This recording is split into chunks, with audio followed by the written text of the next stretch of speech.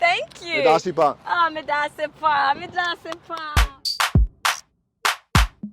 So tell us more about, what Ghana has to offer to us in the diaspora who are yearning to come back home. I mean, we have some of the most beautiful women in the world right here. No, honestly. Motiana. No. If you don't know him, you need to get to know him. Please. So there's so much to explore, and there's so many things to experience, and those experiences makes you even more decided on moving back home. After the pandemic, I'm going to come out there fast and furious. And I would suggest to everybody that's moving back home to do it over a period of time. A lot of people come down and then they're here doing return. They're here for all the enjoyment. They're like, oh, I'm moving back, Charlie, on Monday the 15th. Twitter and the president announced that Twitter's coming to Ghana. I mean, this is the headquarters for Africa. Yes. Do you know? Is he single? Is he married? Is he mingling with the dingling?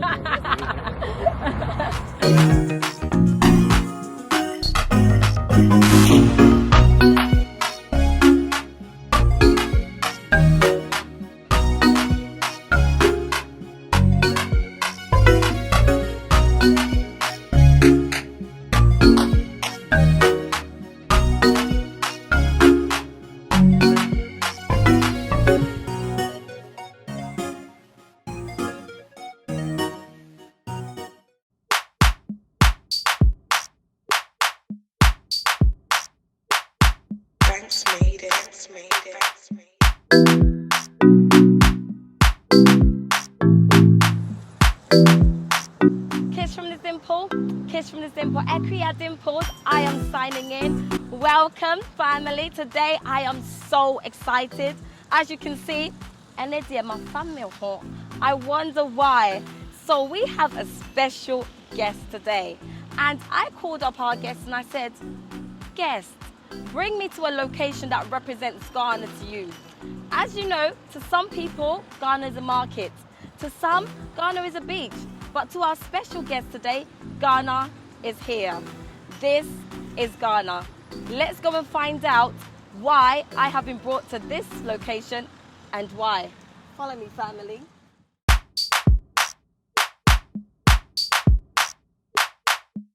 And this year is a special day. I feel like it's Ghana independence.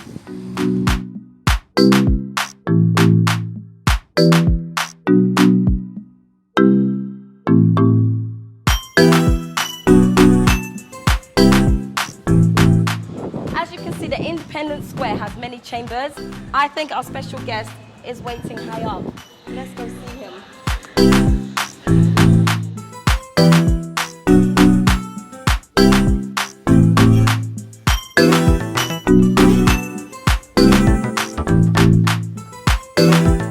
Hey, Matthew. Good afternoon. To see you. Welcome to official to the Black Star Gates.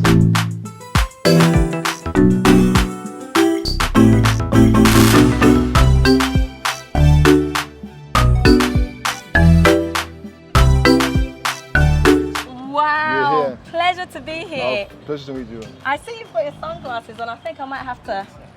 You know, when you're up here on the most exclusive part of Black Star Gate, you have to ask us, you know what I mean? Wow, my pleasure. So why have you brought me here today?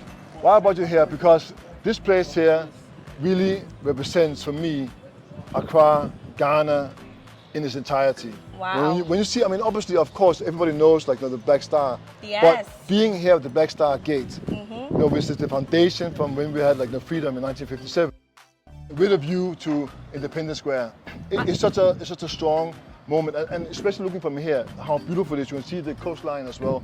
I mean, this thing represents Ghana. Look how peaceful it is. Look how beautiful it is, and this also represents for me, Ghana, our people. You know what I mean? Like beautiful, wow, friendly, open, and this is something that reminds us every day of what people before us went through. And I think the reason why I wanted to bring you here, because Kwame Nkrumah, what he based his philosophy on was a united Africa, with us being able to trade across the continent.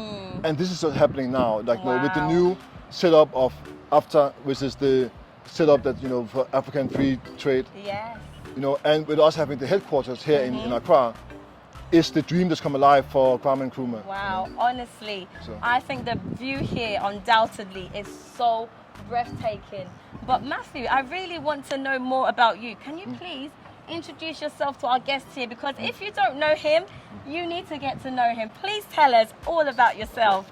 Good afternoon. My name is Matthew Mensah. Matthew Anani Mensah. Ghanaian, Danish. My dad's from Ghana, mom is from Denmark. And I decided to move back home over the last couple of years, but even though I've been coming in and out for the last 15 years as part of growing up. But I can only say even in a time of COVID, I just didn't done my COVID test. I know you have as well, so you can stand closer. Yeah. But even during this time, one thing that makes me proud to have moved back home, and again to say even more proud, is how well Ghana have done throughout this whole COVID pandemic. And this is also one of the reasons why that, for me, it makes me very proud to be not only Ghanaian, but represent our country as an ambassador for tourism, arts and culture.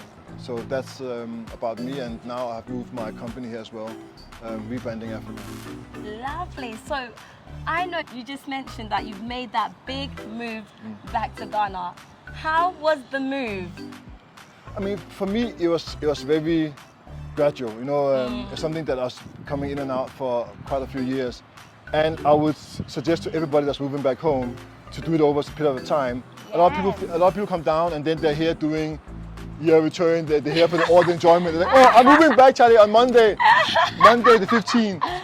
I've heard that too many times. It's completely different when you're here. You have to be here throughout. You have to be here in February, March, April, when all the fun in December has quieted down. Over. Everything's calm. This is where you really experience Ghana and Accra, but also, of course, to go outside of Accra, experience like the people. You know what I mean? Like and Ghana has so much to offer apart from Accra, which is the place that most people visit. But you should go to northern region. You should go to Volta. You know.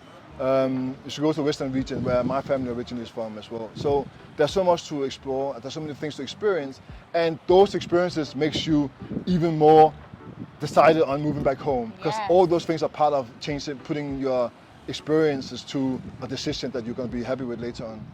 Wow, so Matthew, you've mentioned that Ghana has so much to offer, and I know a lot of people who watch me want to know the opportunities in Ghana. What does Ghana have to offer? Because I think when we live in the diaspora for so long, we get so caught up in the 9 to 5, and you know, it's like work, eat, work, eat, work, eat, repeat. Please tell us, what are the opportunities in Ghana? Because I know you are the tourism ambassador for Ghana and South Africa. So tell us more about, you know, what Ghana has to offer to us in the diaspora who are yearning to come back home. I mean, another thing that I think this to be proud of is that Ghana has one of the highest numbers, if not the highest numbers, of female entrepreneurs that's come and set up business, you know, and this is something that you see as well. Like, we have a long history. If you go to the market, I mean, obviously, like, women are the strongest businesswomen you have. Oh, yes. You know, but also, like, a lot of people have moved back home, set up business within the beauty industry, and also now that there's a lot of people that are setting up businesses within, because we have a booming industry when it comes to building as real well, real estate, but also more refined real estate, and that means as well you have a whole new generation of interior designers, etc. You know, so there's a lot of this, but I also think that one of the key things as well for a lot of young Ghanaians is the opportunity that's become over the last 10 years due to social media and the tech industry. And for example, like now that this is the first day after Twitter and the president announced that Twitter is coming to Ghana. I mean, this is the headquarters for Africa. Yes. Do you know the amount of opportunities that will generate as well? Yes. For a lot of young content creators that's out there as well. Not only with what you have on Twitter, but like all the other platforms from YouTube and so on. You know, I know YouTube as well is really pushing as well for Africa. Yes. And then also in our tourism sector, there's a lot of opportunities that's opening up. And again, even if you're a content creator, that's one of the reasons why I'm flying out to South Africa tomorrow, is because of a new partnership between Ghana and South Africa. Wow. Something that I cannot mention now, but it's something that's going to be quite big for the tourism industry, especially for content creators. You know? And this is all about how the social media, the internet have helped us, you know, be able to work together more easily across borders. Wow. But now as well, we follow up with doing trade easier between borders, and also between traveling as well. I mean, it's not so long ago that we announced we're going to have a direct flight between Ghana and Rwanda and so on. Yes. But before, it's been very difficult to travel between Africa because sometimes you have to fly And to Europe. expensive, Oh, very Matthew. expensive as well. Yes. You know? So, but yes, I mean, there's a lot of opportunities. But again, it's also about how creative you are. You know what I mean? You have to go out and seek your own fortune. Not you know? just any Yawa content. No. Right. So Matthew, I know you've spoken a lot about the opportunities in Ghana, but you've begun to mention how we are bridging the gap into between Ghana and other African countries, and I want to talk more about your work around Africa. Let's take a walk. Let's go downstairs, Great. and I want to hear some more about what you are doing for the continent and the motherland. Thank you. Let's go.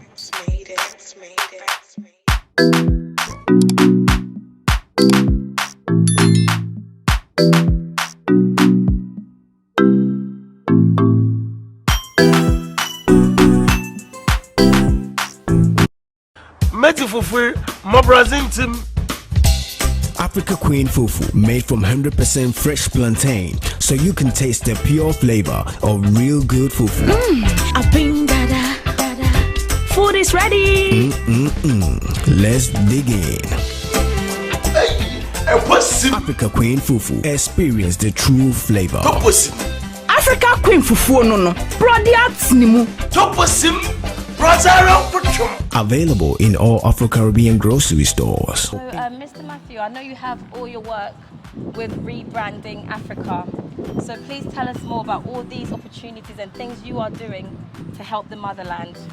Well, for me, I thought that, I mean, I've been working especially with humanitarian work for the last 15 years, which is a big part of my life, even before I moved back home. So I do a lot of work within gender-based violence, human trafficking, orphanages across Africa, and also social development. Yes.